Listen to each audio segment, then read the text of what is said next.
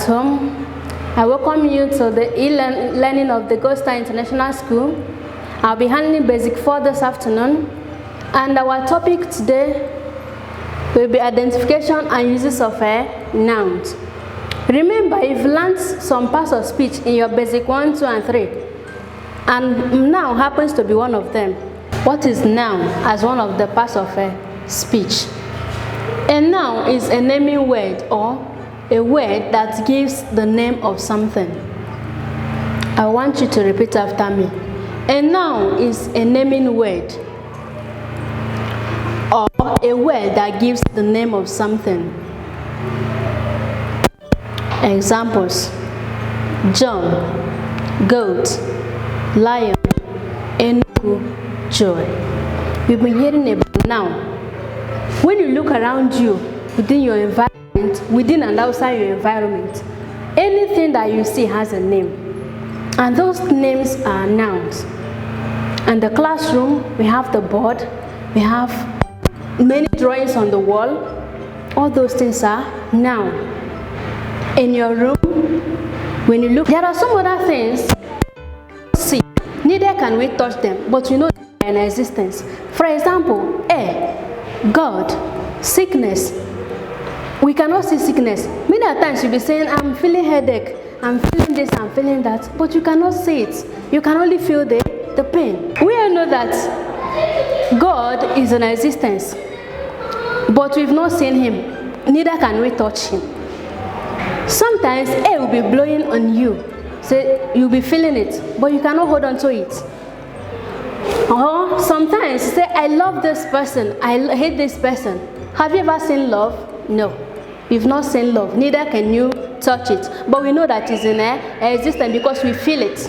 There are those nouns that we can feel. There are some nouns that can be counted, where there are some that cannot be counted. When we talk about countable and countable nouns, the countable nouns, they have a singular and plural. You know how they add their plural form. So today we are now looking into the functions of all these nouns. The first one says noun as a subject of a verb. What do we mean by a noun being a subject of a verb? A noun is said to be a subject when it occupies the initial position in a sentence. Example: Nkem is intelligent. Here, in this particular sentence, Nkem is a name, which you know very well that it is what? A noun. And it comes before what? A verb. It occupies the initial position. Initial means first. Initial position in the sentence. So in identifying the noun or the subject of the sentence, we will underline Nkem as what? As our subject. It functions as the subject of the verb is. Example 2. Chika is playing football. Here, Chika is the subject. It functions as the subject of the verb is playing. So we now underline Chika. Hope you are following. Good. Example 3. Mary sings well. You've known already that when a noun occupies the initial position in a sentence, it becomes the subject of the verb that comes immediately after it. So here we have Mary as our subject. I've stated it already. Mary functions as the subject of the verb sings, as it is. Then the B part of it, part of the function says as object of a verb. Noun can equally act as object of the verb. I believe you know what object means. Object means the receiver of an action in a sentence. How do we know that a noun functions as an object of the verb? It happens when a noun is placed immediately after a verb in the predicative part of a sentence. Example: the man slapped Martha. We know that a noun functions as an object of a verb when we have noun receiving the action of what? A verb. Here, who performed the action? the man performed an action, and the action is being received by matter. The action in this particular sentence is the word slapped. So in identifying the object of the verb, our object becomes what?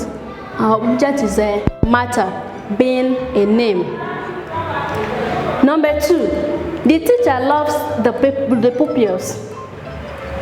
In stating the object, we say that the pupils, which comes immediately afterwards, a verb, loves. The pupils functions as the object of the verb, loves. Number 3, the hunter killed the lion. Having seen number 1 and 2, I believe you can figure out the object of the verb in this particular sentence. Good. So our object is what? The lion, which is the receiver of the action. Who performed the action? The hunter. And what action did the hunter perform? Killed. Good. Example 4 says, Obiora cut down the tree. Here, do we have any object? Yes, I believe you still remember what object means. The receiver of an action. Here, we have the tree, which comes out immediately after the verb cut. So our object becomes what? The tree. It has been stated here below for you for clarification. In case if this one is not clear to you, you look down here, you see matter, the pupils, the lion, and the tree are objects of the verbs slapped, loves, killed, and cut. C. Noun as subject complement.